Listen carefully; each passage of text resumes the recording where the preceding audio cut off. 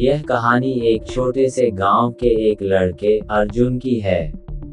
अर्जुन दिल्ली में एक नौकरी के लिए जा रहा था और उसके पास एक ट्रेन का टिकट था। यह ट्रेन रात के करीब 10 बजे गांव स्टेशन से चली और उसे अगले दिन सुबह दिल्ली पहुंचना था। अर्जुन को सफर में अकेले होने का डर था, लेकिन नौकरी का दबाव उसे मजबूर कर रहा था। रात के करीब 11 बजे थे जब ट्रेन एक सुनसान जगह से गुजर रही थी। ट्रेन की लाइट्स हल्की सी झपक रही थी और बाहर का दृश्य बहुत ही डरावना था। अर्जुन ने इधर उधर देखा और फिर अपनी सीट पर आकर सोने की कोशिश की, लेकिन वह बेचैन महसूस कर रहा था। तभी अचानक ट्रेन की खिड़की के पास कुछ हलचल महसूस हुई। अर्जुन ने खिड़की से बाहर झांकने की कोशिश की, लेकिन उसे कुछ दिखाई नहीं दिया। फिर उसने अपनी नजरें इधर उधर घुमाई और देखा कि उसके सामने वाली सीट पर एक सफेद साड़ी पहने हुई महिला बैठी थी। उसकी आंखें काली और गहरी थीं और उसके चेहरे पर एक अजीब सी मुस्कान थी। अर्जुन ने सोचा, यह कौन है?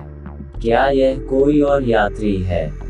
लेकिन ट्रेन में उस समय और कोई नहीं दिख रहा था।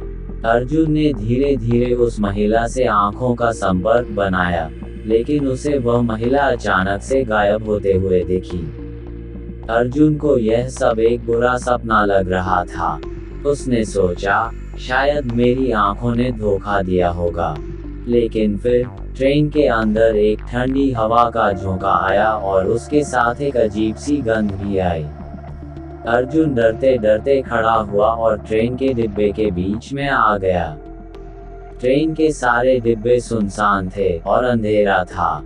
तभी उसने सुनी महिला की धीमी धीमी बुदबुदाहट।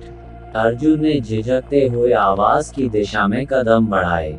अचानक एक जोरदार आवाज आई, जैसे कोई दरवाजा जोर से बंद कर रहा हो। अर्जुन ने देखा, सामने एक डिब्बा था जिसमें एक पुराना लकड़ी का दरवाजा था। दरवाजा पूरी तरह से बंद था और उसके आसपास कोई नहीं था। लेकिन जैसे ही उसने दरवाजे के पास आकर उसे खोला, सामने का दृश्य देखकर उसकी सांसें थम गईं।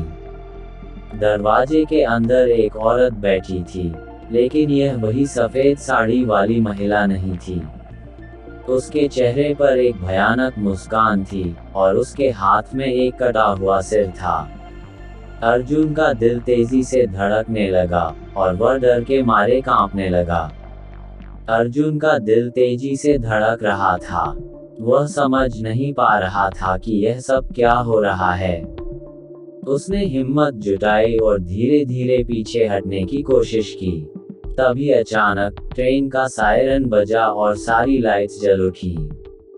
अर्जुन ने देखा कि ट्रेन की खिड़की से बाहर एक अजीब सी धुंध सी आ रही थी और उसके भीतर किसी की चीखें सुनाई दे रही थी। अर्जुन की हालत बहुत खराब हो गई थी। वह परेशान और डरा हुआ था। अचानक ट्रेन रुक गई। अर्जुन ने देखा कि वह जिस स्टेशन पर रुकी थी वह एक पुराना, वीरान और डरावना सा स्टेशन था। जैसे ही ट्रेन रुकी, उसने देखा कि सभी यात्री गायब थे। वह अकेला था। वह डरते डरते बाहर निकला और स्टेशन पर एक बेंच पर एक पुरानी नोटबुक पड़ी हुई थी।